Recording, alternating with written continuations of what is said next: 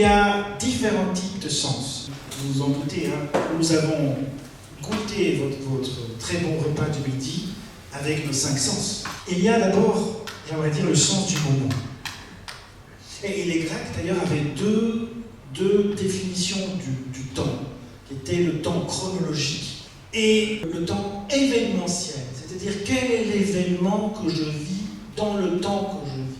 Saisir l'opportunité de la vie.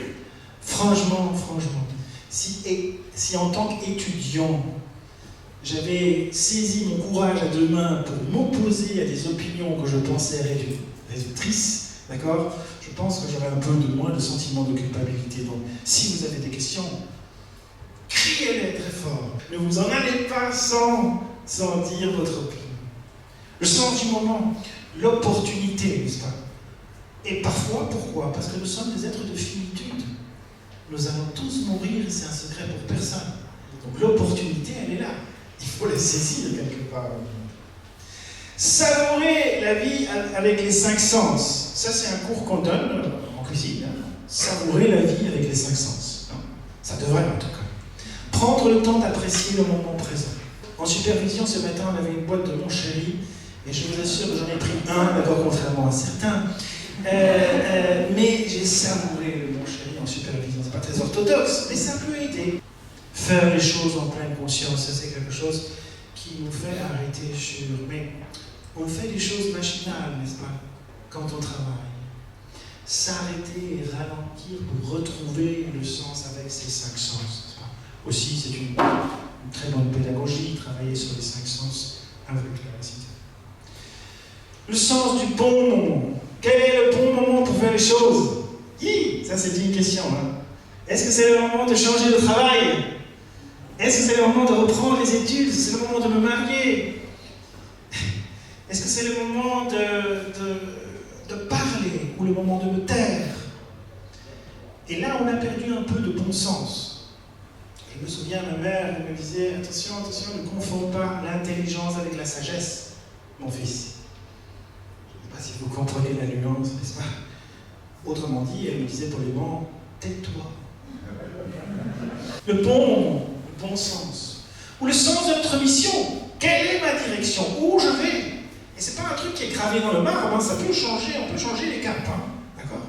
Mais avoir le sens d'une mission, c'est se sentir ému vers quelque part, n'est-ce pas? Une empreinte unique à laisser dans le monde. Je trouve qu'on devrait toujours tout de suite écrire notre biographie. C'est un exercice que je fais, très très rigolo, en logothérapie actuellement. Je fais une biographie en 9 étapes. On me dit, quel est l'héritage de tes parents, spirituel, parce que le matériel ne m'a rien laissé du tout.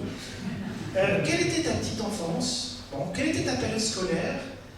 Quelle est la période de formation? Et ensuite, quel est le sens du moment présent? Et les étapes après, c'est qu'est-ce que tu comptes faire dans 3 ans? Qu'est-ce que tu comptes faire dans 5 ans? Décris-moi la manière dont tu veux mourir et l'héritage que tu veux laisser. On devrait tous faire ça. Ça nous stimulerait un petit peu. Un éloge funèbre, ça c'est extraordinaire.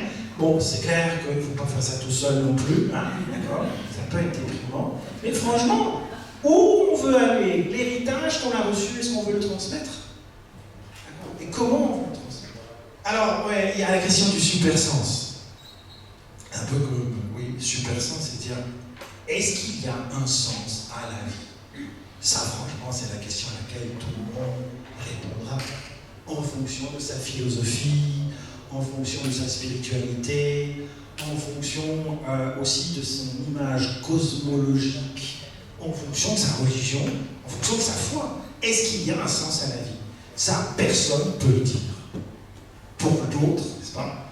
Mais vous pouvez tous penser ce que vous voulez. Et effectivement, est-ce que ça aide d'avoir une spiritualité, une religion? Peut-être. Il y a même des études scientifiques tout à fait constituées qui disent que c'est un bon facteur d'espérance de vie. C'est curieux quand même, mais bon. Je n'irai pas mettre ma main au feu sur ces statistiques-là. La conscience d'une dimension supérieure. Et celle-là ne doit pas être confondue avec la dimension uniquement religieuse, n'est-ce pas? Mais avec une dimension transcendante.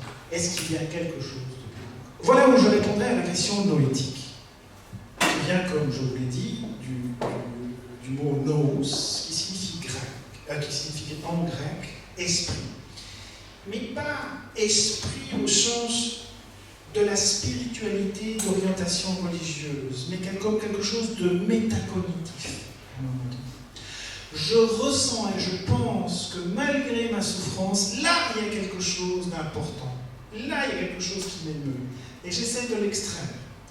Je vous explique quelle est la vision tridimensionnelle de l'analyse existentielle de façon générale, existentielle humaniste, évidemment, qui est celle que nous sommes tous nés, dans un contexte social, historique, économique, dans une biographie. Nous avons un contexte. Et ce contexte peut être à la fois favorable ou défavorable.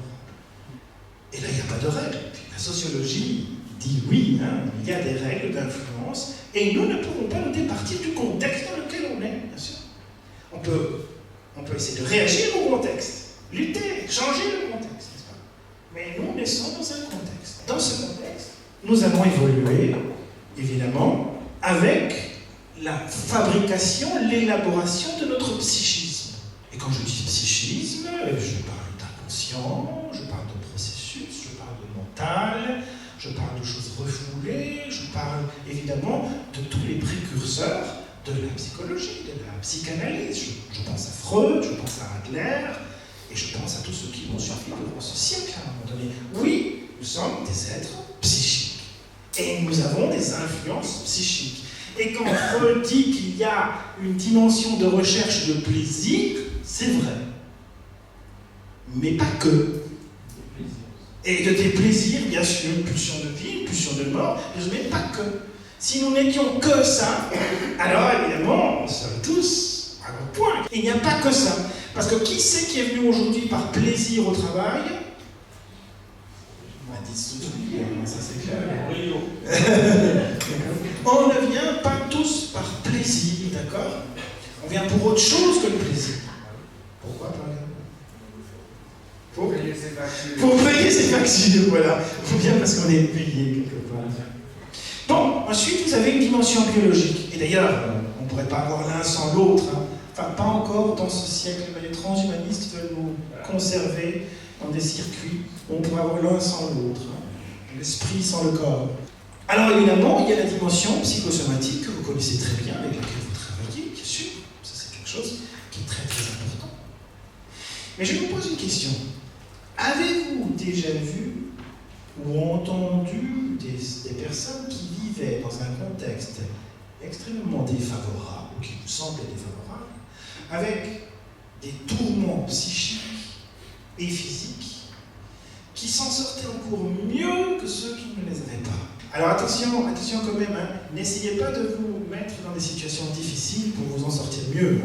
Il faut éviter, c'est clair, il faut éviter de se faire souffrir.